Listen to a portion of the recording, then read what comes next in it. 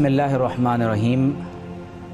اس خطہ زمین کو بیت المقدس، بیت المقدس اور ایلیا کے نام سے اہل اسلام جانتے ہیں۔ ٹھیک۔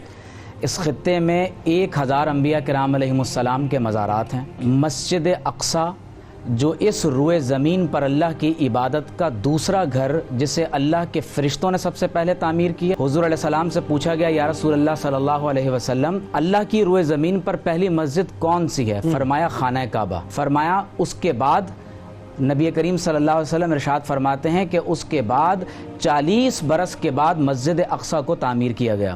سب سے پہلی تعمیر مسجد اقصی کی فرشتوں نے کی، دوسری تعمیر حضرت آدم علیہ السلام نے فرمائی، اور پھر اس کے بعد اللہ تبارک و تعالیٰ کے فرشتوں نے اس مسجد کی تعمیر فرمائی ہے۔ اسی خطے میں قبۃ الصخرہ، جسے ڈوم آف دا راک کہا جاتا ہے، اس کے نیچے وہ مقدس چٹان ہے جہاں سے نبی کریم صلی اللہ علیہ وسلم 7 آسمانوں کے لیے معراج پہ تشریف لے گئے، اور یہ وہ مقام ہے کہ حدیث کے مطابق آپ کی دعا روئے زمین پر کہیں اور قبول نہ ہوتی ہو، یہاں 2 رکعت نماز نفل پڑھ کے دعا کریں، اللہ کی بارگاہ میں مقبول ہے۔ اسی جگہ پر جس خطے کو ہم قبۃ الصخرہ کہتے ہیں، اس کے بالکل قریب قبۃ النبی ہے۔ اس کے نیچے ایک مصلی ہے جہاں حضور علیہ السلام نے 1,24,000 انبیاء علیہ السلام کی امامت فرمائی۔ قبۃ الصخرہ کے جو گولڈن رنگ کا جو باقاعدہ گنبد بنا ہوا ہے، اس کے بالکل قریب ایک اور گنبد ہے جو ہمارے ہاں عمومی طور پر لوگوں کی نظروں سے پوشیدہ ہے، تو اس کے نیچے ایک مصلی ہے، اسے قبۃ النبی کہا جاتا ہے۔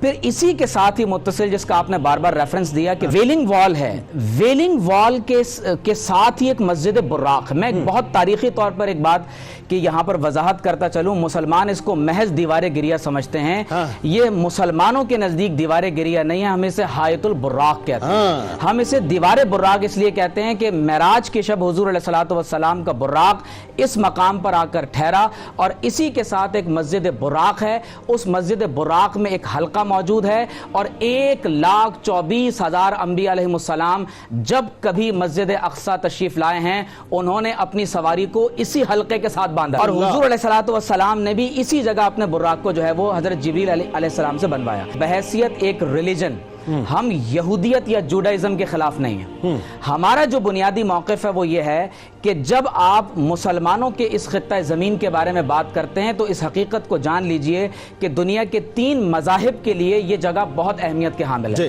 یہاں بیت اللحم ہے جہاں مسیح علیہ السلام کی جائے پیدائش ہے، یہاں قبۃ مہدی عیسیٰ ہے جہاں عیسیٰ علیہ السلام کا جھولا یا وہ مقام جہاں وہ پیدائش کے بعد کھیلا کرتے تھے، یہیں پر ہی کنیسۃ القیامہ ہے۔ اکارڈنگ ٹو کرسچینٹی یہاں پر عیسیٰ علیہ السلام کو ایک خاص مقام پر مصلوب کیا گیا، اور وہیں سے وہ دوبارہ زندہ ہو کر آسمانوں پر چلے گئے، اسے کنیسۃ القیامہ کہتے ہیں۔ اور اسی خطے کے اندر آپ اگر جینیسس چیپٹر 15 ورس 18 کا مطالعہ کریں تو لکھا ہوا ہے کہ then and there the Lord made a covenant with Abraham۔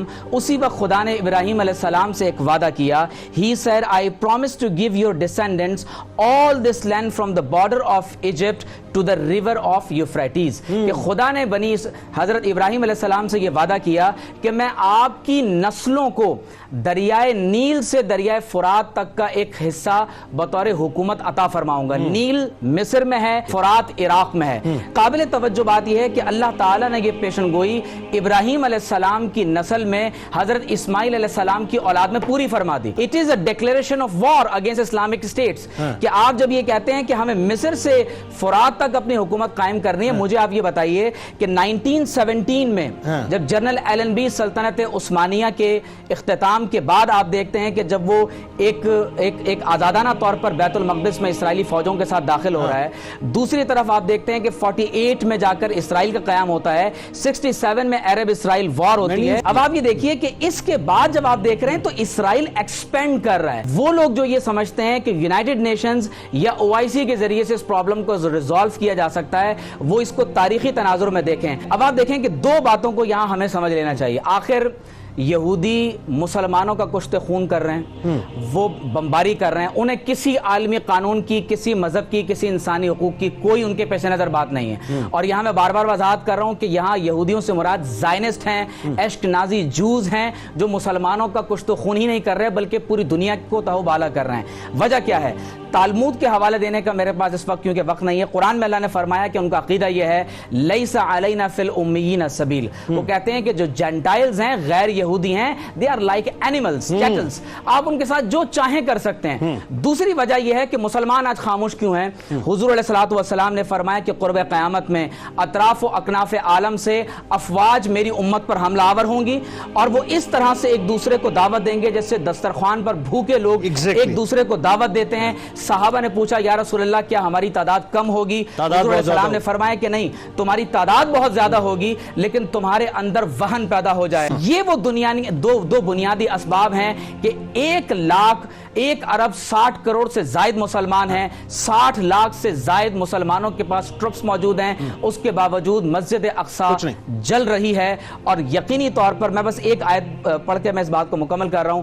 अल्लाह ताला ने इरशाद फरमाया वमा लकुम ला तुकातिलूना फी सबीलिल्लाह, तुम्हें क्या हो गया, तुम अल्लाह के रास्ते में क़िताल नहीं करते। वल मुस्तदअफीना मिनर रिजाली वन निसाई वल विल्दानिल लज़ीना यक़ूलूना रब्बना अख़रिजना मिन हाज़िहिल क़रियति ज़ालिमि अहलुहा वजअल लना मिन लदुनका वलिया वजअल लना मिन लदुनका नसीरा। ये है वो पॉलिसी जो पूरे आलम इस्लाम को इस वक्त इख्तियार करनी चाहिए। बिल्कुल ठीक है। वाक़या है शब इसरा का और हिजरत मदीना मुनव्वरा से 1 साल कबल नबी करीम सल्लल्लाहु अलैहि वसल्लम को महराज हो रही है और अल्लाह ताला फरमा रहा है सुब्हानल्लज़ी असरा बिअब्दिही लैलन मिनल मस्जिदिल हरामी इलल मस्जिदिल अक़सा।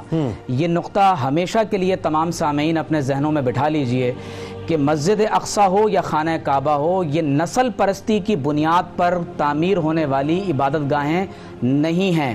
हुजूर अलैहिस्सलातु वस्सलाम की बेसत से कबल इब्राहीम अलैहिस्सलाम के एक बेटे बनु इस्माइल में से हज़रत इस्माइल अलैहिस्सलाम बनु इस्माइल खाना काबा की निगरानी करते रहे, इसहाक़ अलैहिस्सलाम की नस्ल के लोग बैतुल्लाह की निगरानी करते रहे।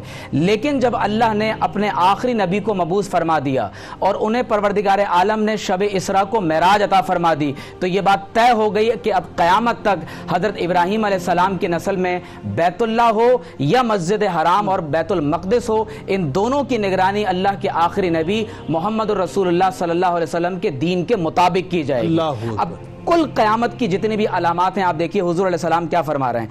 फरमाया कि इस मस्जिद में नमाज पढ़ना, सिर्फ 2 रकत नमाज पढ़ना, फरमाया कि गुज़िश्ता तमाम गुनाहों का कफ़ारा बन जाता है और 50,000 नमाजों का सवाब है। कुरान ने कहा है मिनल मस्जिदिल हरामी इलल मस्जिदिल अक़सा।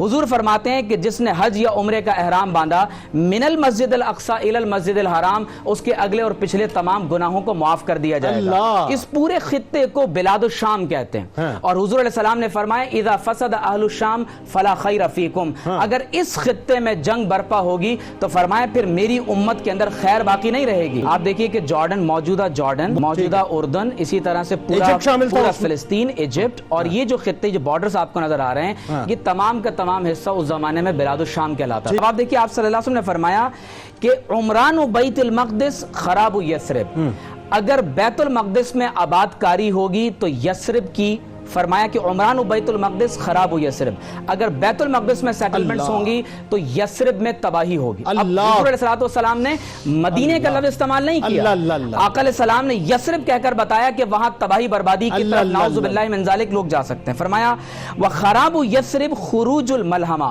और अगर मदीना तैयबा में तबाही हुई तो फरमाया कि इससे बड़ी जंग अजीम शुरू होगी। खुरूजुल मलहमा फतहु कुस्तंतीनिया, और जब बड़ी जंग होगी तो फिर कुस्तंतीनिया दोबारा रिकैप्चर किया जाए। देखिए अभी हमें नहीं मालूम कि उसमें 400-500 कितने बरस बाकी हैं, ठीक है, लेकिन इस वक्त यकीनन जो तुर्की का किरदार है हम उम्मीद करते हैं कि ये वक्त के सलाहुद्दीन अय्यूबी का किरदार अदा करते हुए उस सल्तनत उस्मानिया की सुन्नत को जिंदा करेंगे जिन्होंने एक मरतबा बैतुल मक़दिस को पहले फतह किया था और इंशाअल्लाह उसकी अजमत को दोबारा कायम करेंगे। अब आप देखिए कि हुजूर अलैहिस्सलातु वस्सलाम खुद इरशाद फरमा रहे हैं और ये हदीस निहायत ही काबिल तवज्जो है। फरमाया कि तखरुजु मिन खुरासान रायातुन सूद, फरमाया खुरासान से सियाह झंडे निकलेंगे, ये ला यरुद्दुहा शैउन हत्ता तुनसबा बिइलिया, फरमाया कि उन सियाह झंडों वालों को कोई नहीं रोक सकेगा यहां तक कि उन झंडों को बैतुल मक़दिस पर नस्ब कर दिया जाएगा। अफगानिस्तान उसका हार्ट है ना, और पाकिस्तान का जो पूरा कबायली बेल्ट है सारा, ठीक है। तो इससे ये बात मालूम होती है कि इस बशारत में बिलखुसूस पाकिस्तान का वो हिस्सा